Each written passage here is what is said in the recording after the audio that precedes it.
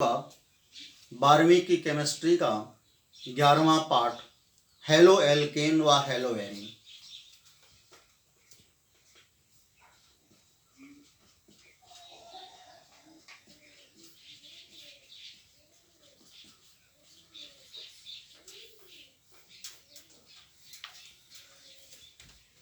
Halo alkane व hello arene ये organic chemistry का पार्ट है।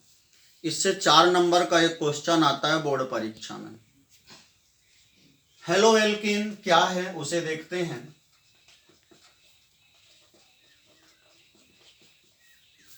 Hello alkane, halo plus alkene.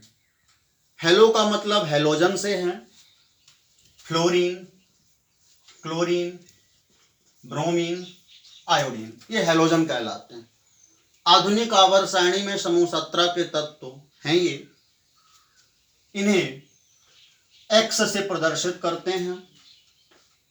और एल्केन का सूत्र सबको पता है, CnH2n+2 होता है।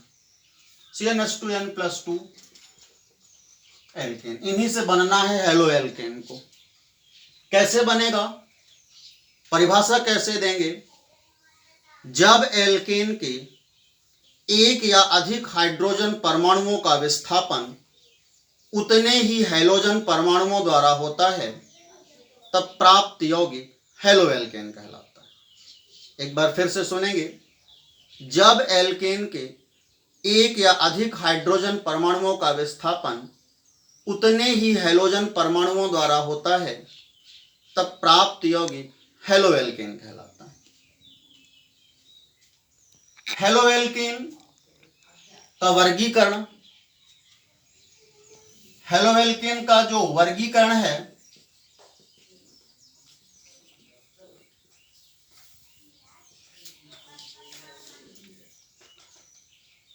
इसका वर्गीकरण 4 प्रकारों में किया गया है।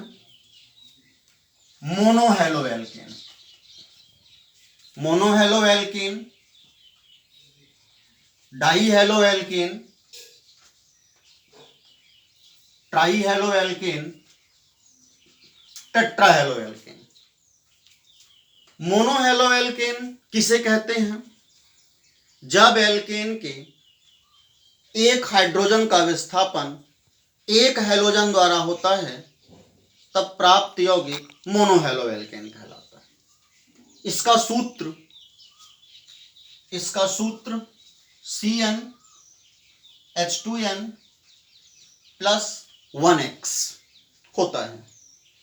डाई हेलो एल्केन, जब एल्केन के 2 हाइड्रोजन परमाणुओं का विस्थापन 2 हैलोजन द्वारा होता है तब प्राप्त यौगिक डाई हेलो एल्केन कहलाता है।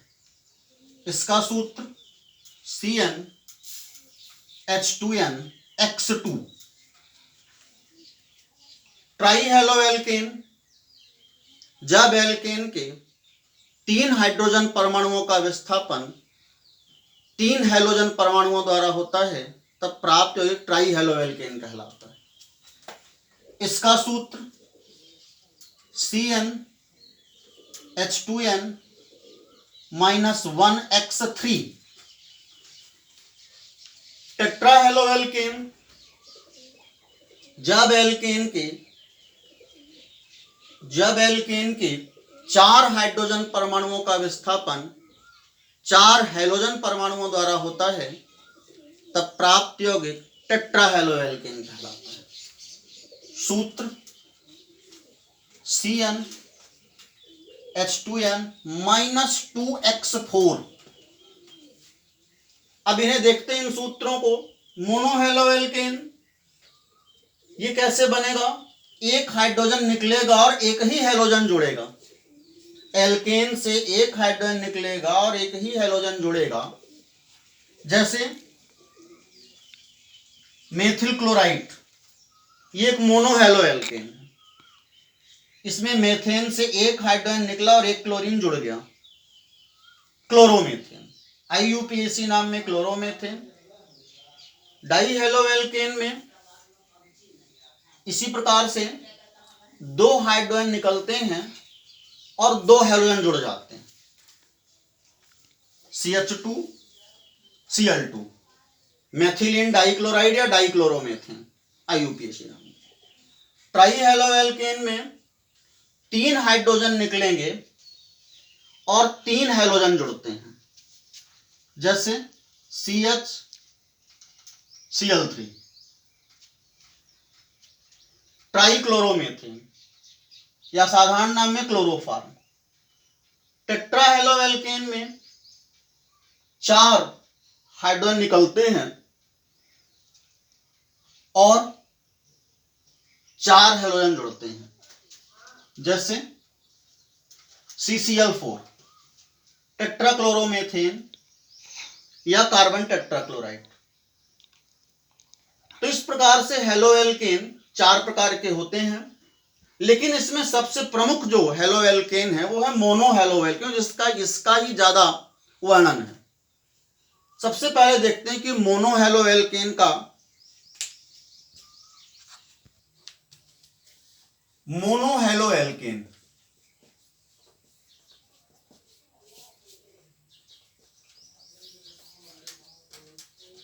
मोनो हेलो एल्केन जैसी परिभाषा हमने बताई, मोनो मीन्स एक, 1।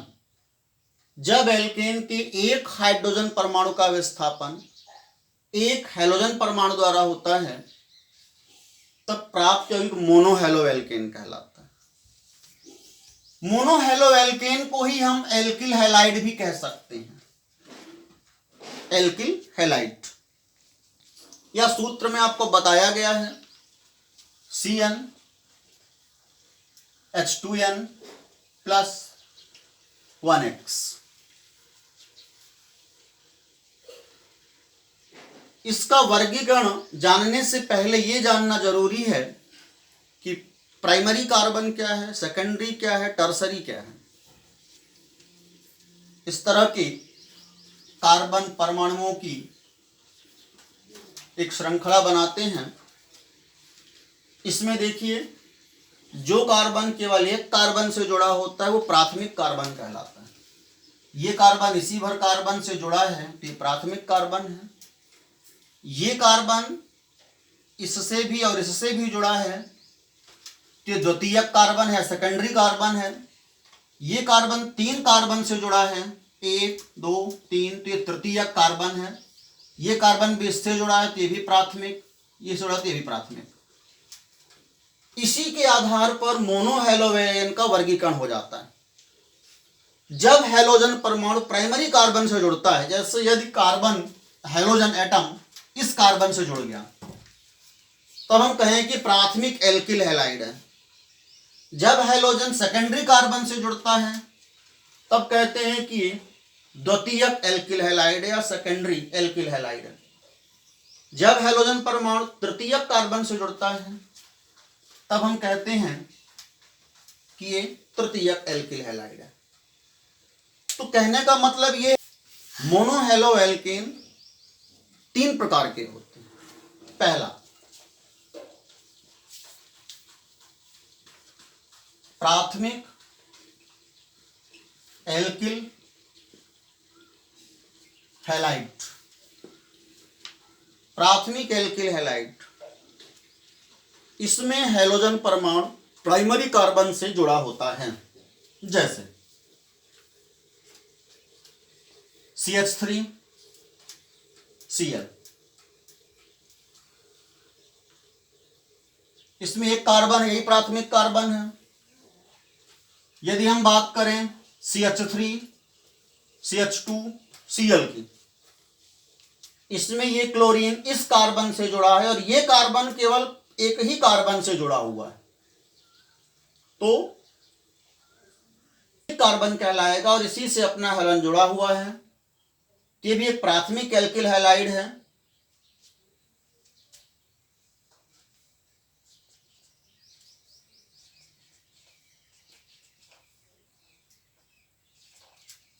ये भी एक प्राथमिक एल्किल हैलाइड है, क्लोरो प्रोपेन या प्रोपिल क्लोराइड या नॉर्मल प्रोपिल क्लोराइड।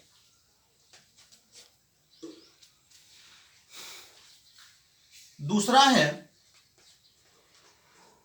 द्वितीयक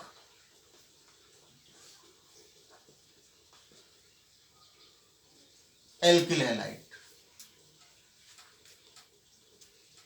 जब हैलोजन परमाणु द्वितीयक कार्बन से जुड़ा होता है, जैसे CH3 CH3 CHCl, इसमें ये कार्बन इन दोनों कार्बनों से जुड़ा हुआ है, तो ये सेकेंडरी कार्बन है, इससे हैलोजन जुड़ा हुआ है, तो ये एक द्वितीयक एल्किल हैलाइड है। इसका नाम द्वितीयक प्रोपिल क्लोराइड पढ़ते हैं या आइसोप्रोपिल क्लोराइड पढ़ते हैं। द्वितीयक एल्किल हैलाइड को ऐसे भी दर्शा सकते हैं RRCHX। R से मतलब कोई भी एल्किल मूलक होगा तो उसमें कार्बन रहेगा ही, X कोई भी हैलोजन होगा, फ्लोरीन, क्लोरीन, ब्रोमीन, आयोडीन। तीसरा है तृतीयक एल्किल हैलाइड। तृतीयक एल्किल हैलाइड, तृतीयक एल्किल हैलाइड में तृतीयक कार्बन से हैलोजन परमाणु जुड़ा होता है। तृतीयक carbon CH3 CH3 CH3 CX, sorry CCl लिख सकते हैं। ये तृतीयक कार्बन हो गया, इससे हैलोजन के रूप में क्लोरीन जुड़ा हुआ है। ये तृतीयक कार्बन क्यों है? चूंकि ये 3 कार्बन से जुड़ा हुआ है। इसे ऐसे भी दर्शा सकते हैं, इसका सिंबल RRRCX। X हैलोजन और R यदि है तो एल्किल मूलक होगा ही, मेथिल, एथिल, प्रोपिल, यहां पे कुछ भी हो सकते हैं। ये कार्बन तृतीयक कार्बन है। इसका नाम क्या पढ़ेंगे? तृतीयक ब्यूटिल क्लोराइड। साधारण नाम में ये है तृतीयक ब्यूटिल क्लोराइड।